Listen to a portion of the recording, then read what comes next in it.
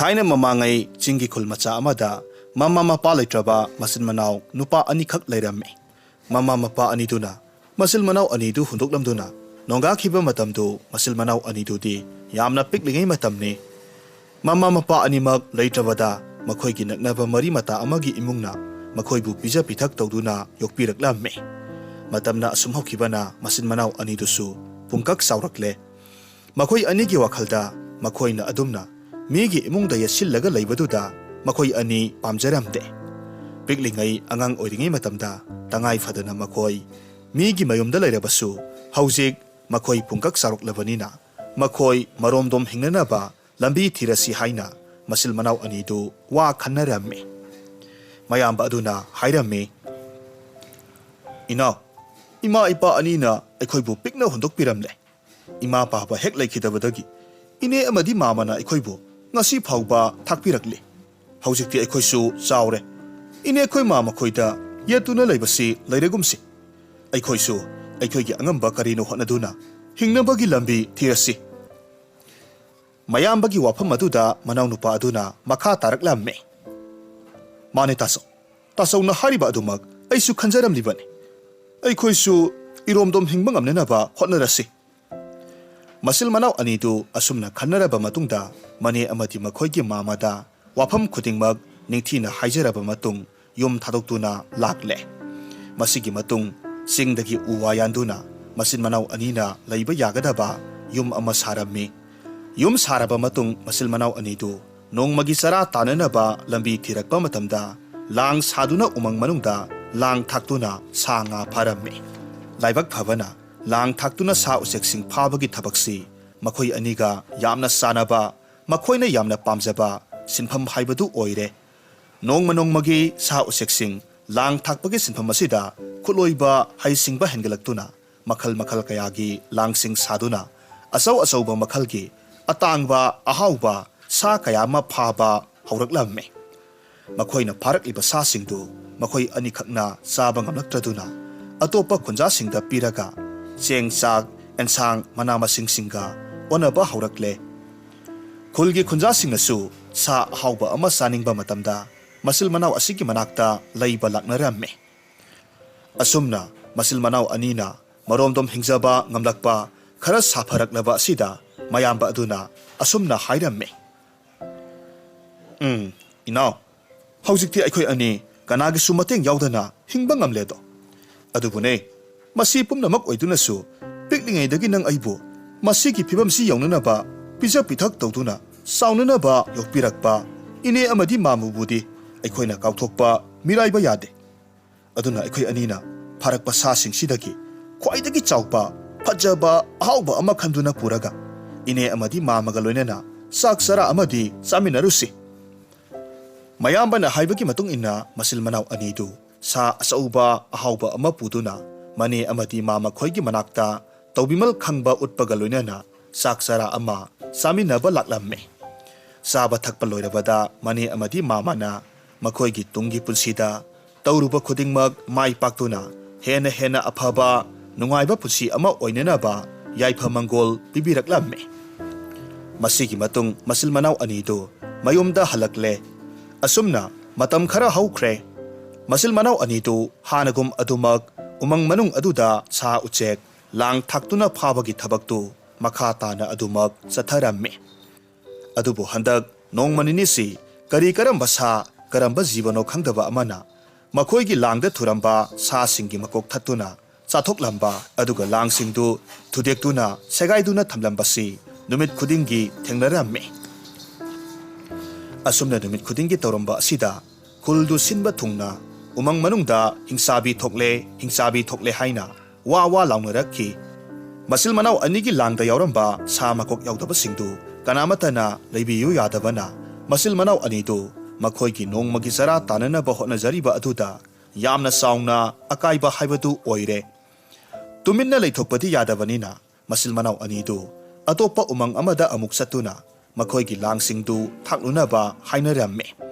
Asumna atopa umang amada amuk satuna lang thakluba matamdasu hanaga chap manana langsing adu thudektuna segaiduna langsingdugi manungda thuriba sa singadugi makok thadatuna chathok lamba thengnarammi masil manau anidu handak mukti langsing adu pu thudekliba segariba amadi sa singduki makok thadattuna chathok lamlibadu kanana no kari karamba jibana no haibadu khangdoklasi haina khanaraduna numittumadi langsing adu mafam sana sana thaklamlaga kanasu uroidaba mongsong amagi marumda makhoi animak lottuna laikhre mafam aduda asum lottuna lairakpana ahingi matam oshilakle ahing nongyai oshilakpa matam misik mirakhol tadraba matam aduda makhoina lumduna lairiba adugi mamanglom adudagi hek ubada akiba phangna wang sauraba masammana ipha phaba nupira nupara khangdaba ama makhoigi lang thaklibadu tamna khongthang makhol thokna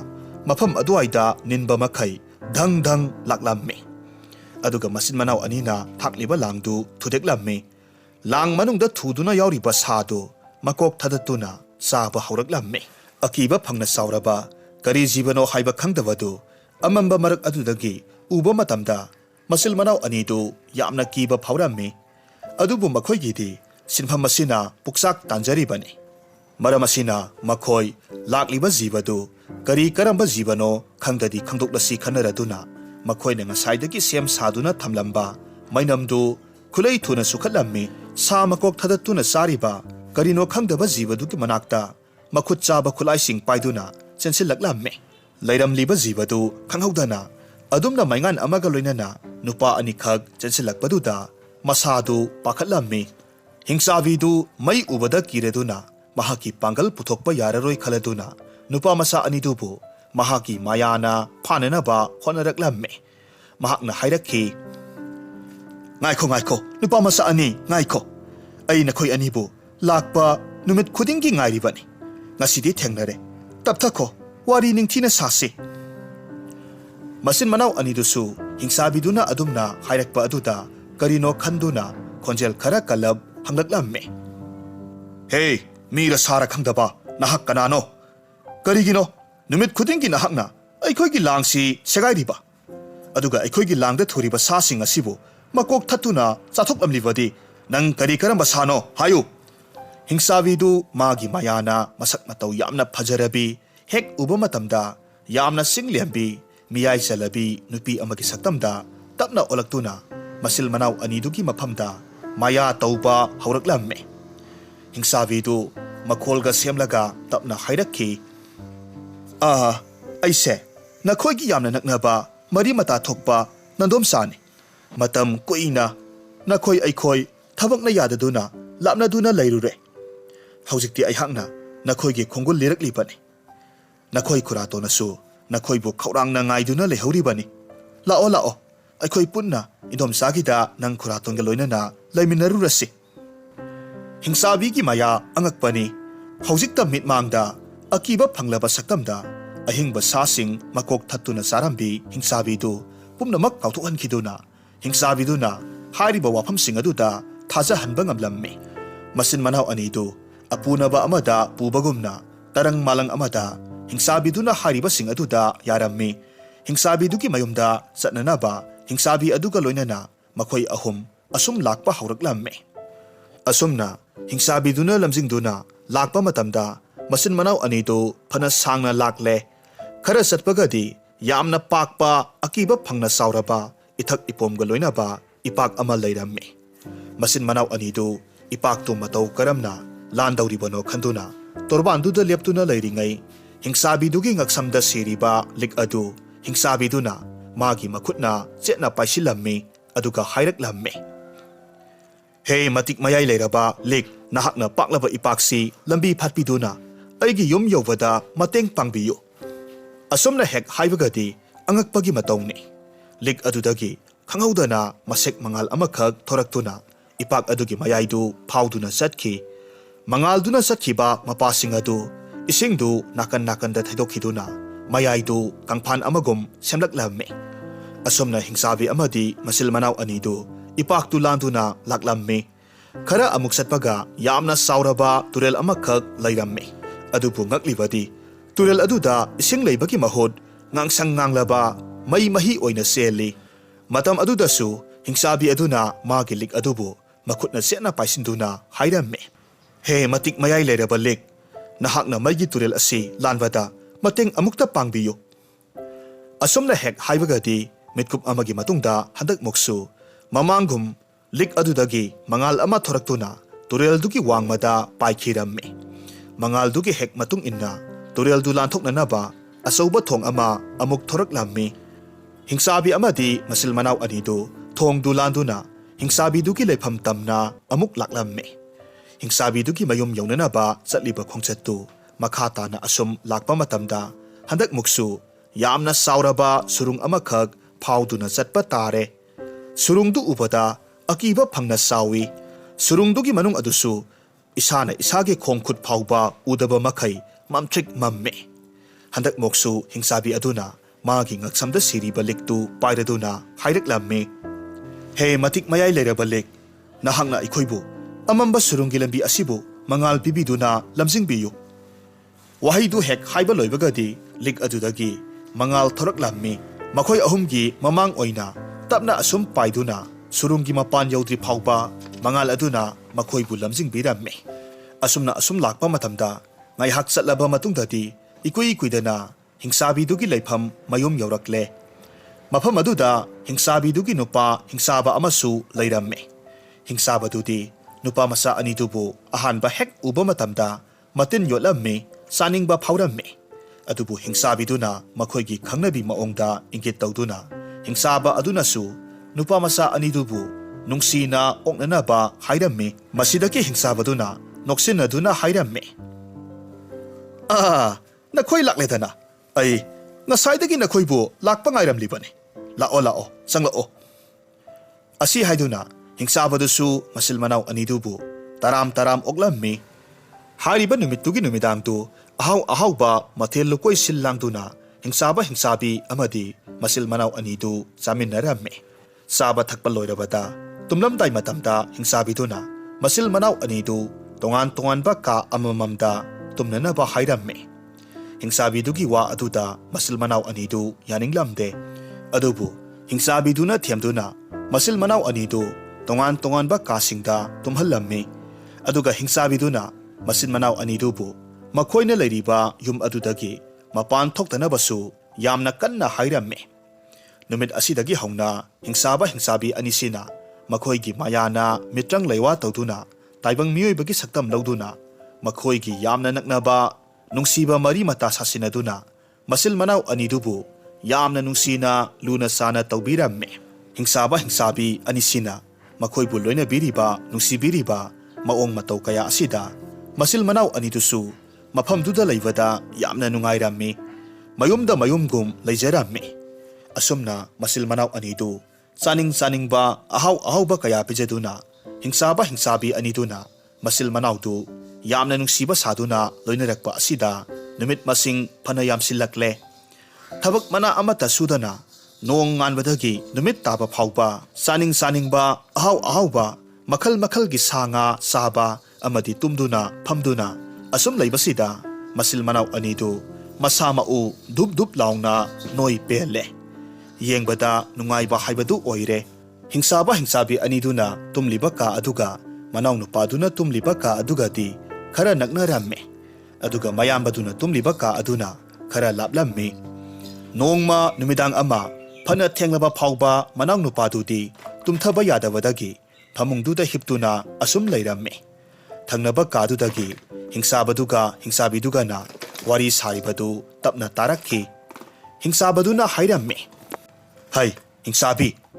Nupa masa anisi, masama usi yengba nungairin he. Hayeng di chathokasi. Aikhoigi sinjak na mangda asum koichatuna leibase. Ay di tin yamna yotlin he. Hingsabadugi wafam aduda hingsabiduna amuk kumlaklamme. Hingsaba, matam khara ngaikisi. Aikhoigi sinjak atay kharasu leiribasidi. Kharaga noi pelhankisi. Aduga hauna hektamak chathoksi kaidauge.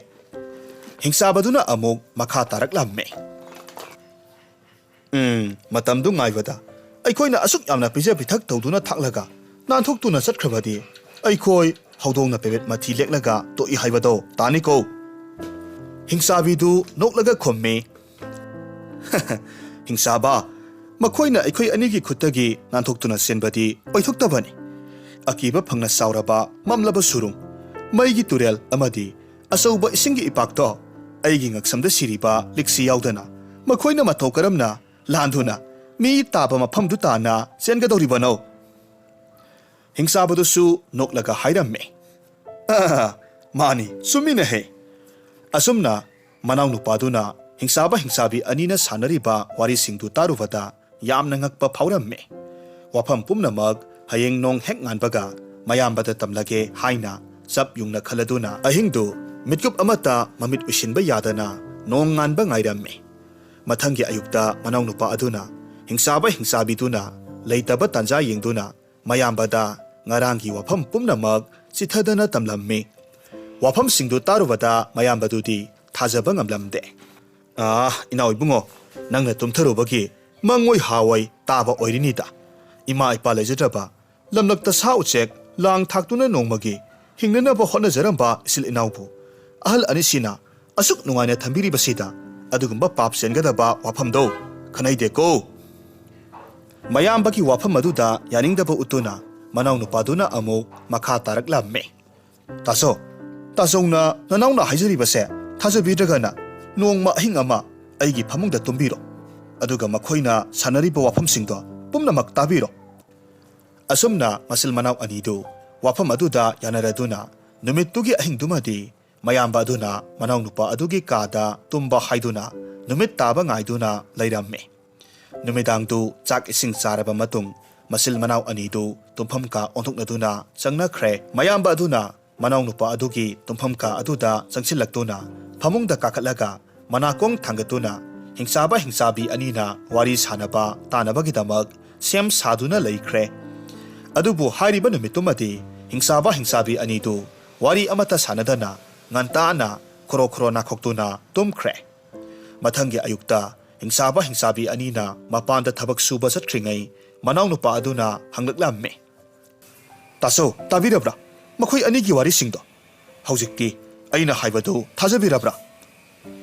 ꯃꯌꯥꯝꯕꯗꯨꯗꯤ ꯀꯔꯤꯁꯨ ꯆꯤꯡꯅꯕ ꯂꯩꯇꯅ ꯏꯆꯝ ꯆꯝꯅ ꯏꯌꯥꯡ ꯌꯥꯡꯅ ꯑꯗꯨꯃꯛ ꯈꯨꯝꯂꯛꯂꯝꯃꯦ, ꯀꯗꯥꯏꯗꯒꯤꯅꯣꯗ, ꯃꯈꯣꯏꯗꯤ ꯉꯟꯇꯥꯅ ꯅꯥꯈꯣꯛꯇꯨꯅ ꯇꯨꯝꯈ꯭ꯔꯦ꯫ ꯃꯈꯣꯏꯒꯤ ꯅꯥꯈꯣꯛꯄꯒꯤ ꯃꯈꯣꯜꯗꯨꯗ ꯑꯩꯗꯤ ꯑꯍꯤꯡꯒ ꯇꯨꯝꯕꯒ ꯌꯥꯗ꯭ꯔꯦ꯫ ꯅꯪꯒꯤ ꯀꯥꯗ ꯑꯩ ꯑꯃꯨꯛ ꯍꯟꯅ ꯇꯨꯝꯃꯨ ꯍꯥꯏꯔꯛꯂꯒꯅꯨꯀꯣ꯫ ꯅꯪꯅ ꯇꯨꯝꯕ ꯌꯥꯗꯗꯨꯅ ꯑꯩꯒ ꯀꯥ ꯑꯣꯟꯅꯅꯕ ꯍꯥꯏꯖꯤꯜꯂꯤꯕꯔꯥ ꯈꯪꯗ꯭ꯔꯦ꯫ ꯑꯁꯨꯝꯅ ꯍꯥꯏꯗꯨꯅ ꯃꯌꯥꯝꯕꯗꯨꯅ ꯐꯥꯒꯤ ꯇꯧꯔꯝꯃꯦ꯫ ꯃꯅꯥꯎ ꯅꯨꯄꯥ ꯑꯗꯨ ꯃꯥꯅ ꯐꯅ ꯑꯁꯦꯡꯕ ꯍꯥꯏꯖꯔꯕꯁꯨ ꯃꯌꯥꯝꯕ ꯑꯗꯨꯕꯨ ꯊꯥꯖꯍꯟꯕ ꯉꯝꯗꯕꯅ ꯃꯁꯥꯗꯨ ꯈꯣꯏꯔꯥꯡ ꯈꯣꯏꯁꯥꯎꯅꯕ ꯍꯥꯏꯕꯗꯨ ꯑꯣꯏꯔꯝꯃꯤ꯫ ꯃꯌꯥꯝꯕ ꯑꯗꯨꯗꯤ ꯍꯥꯟꯅꯒꯨꯝ ꯍꯤꯡꯆꯥꯕ ꯍꯤꯡꯆꯥꯕꯤ ꯑꯅꯤꯗꯨꯒ ꯍꯔꯥꯎ ꯍꯔꯥꯎ ꯑꯗꯨꯃꯛ ꯂꯣꯏꯅꯔꯝꯃꯤ꯫ ꯑꯗꯨꯕꯨ ꯃꯅꯥꯎ ꯅꯨꯄꯥꯗꯨꯗꯤ ꯌꯥꯝꯅ ꯆꯦꯛꯁꯤꯟꯅ ꯈꯨ ꯁꯦꯟꯗꯨꯅ ꯂꯣꯏꯅꯔꯝꯃꯤ꯫ ꯑꯁꯨꯝꯅ ꯅꯣꯡꯃ ꯅꯤꯅꯤ ꯑꯃꯨꯛ ꯍꯧꯈ꯭ꯔꯦ꯫ ꯉꯁꯤꯁꯨ ꯃꯅꯥꯎ ꯅꯨꯄꯥ ꯑꯗꯨꯅ ꯃꯌꯥꯝꯕ ꯑꯗꯨꯕꯨ ꯃꯥꯒꯤ ꯐꯃꯨꯡꯗ ꯇꯨꯝꯅꯅꯕ ꯀꯟꯅ ꯍꯥꯏꯔꯝꯃꯤ꯫ ꯃꯌꯥꯝꯕꯗꯨ ꯑꯍꯥꯟꯕꯗꯗꯤ ꯌꯥꯔꯝꯗꯦ, ꯑꯗꯨꯕꯨ ꯀꯣꯟꯅꯊꯪꯗ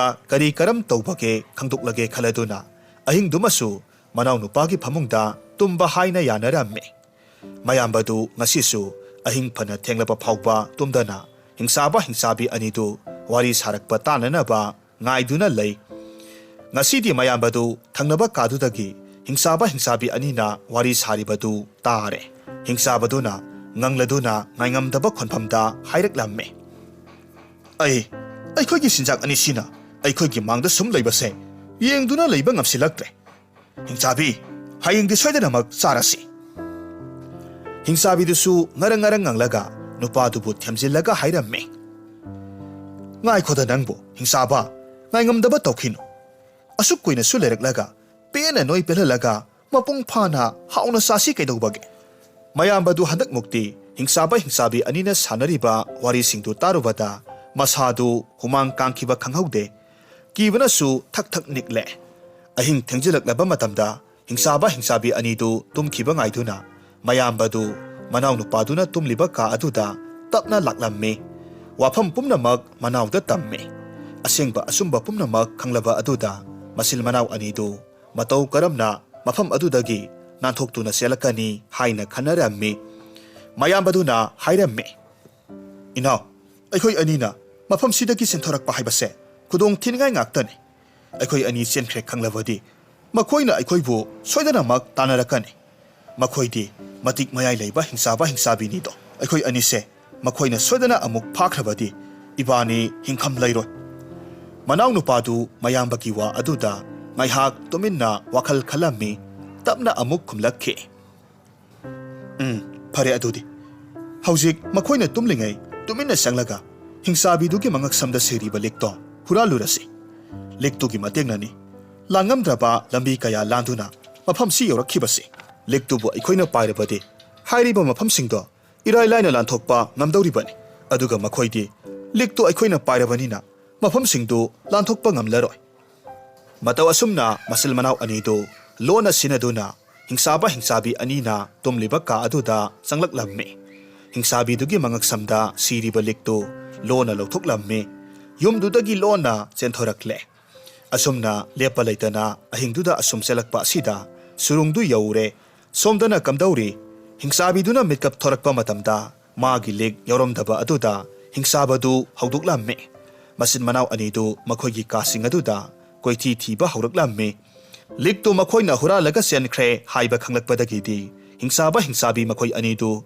nganglaga senboi paiboi tawduna masin manaw anidu tanaraklamme surung manung aduda khara sangsilakpaga amamba marak aduda lik adu manaw nupa aduna makhutna setna paiduna makhoigi lambi lamjing binaba kanna hairamme adubu makhoigi wahaidu lanbana maram oiraga lik adugi matik mayaidu amata thoraklamde hanjin machin manaw anidu sangduna hingsabiduna makhoi anibu puduna lakhiba numit aduda haikiba wahaisingdu ningsinglamme kona thangda wahaisingdu ningsinglaktuna wahaisingdu sumna haireba kanda lik adugi matengna masil manaw anidu surungdu lanthorakle adubu hingsabi anidu di surungdu hek yorakpaga liktu yawdabanina surungdu lanthokpa ngamdre matamaduda hingsaba aduna saungna hairamme Hai, hingsabi, masi pumnamak nangna thokalibani. Aina nahana haidra. Sathoklasi haivada nangna yadaba natra. Asumna haiduna, hingsabi anidu awai akum tawnaduna khana hauramme. Aduga masil manaw anidu di lektugi matengna mathang landuna leptana asum lakpa matamda makhoigi khangpoksangdu yorakle.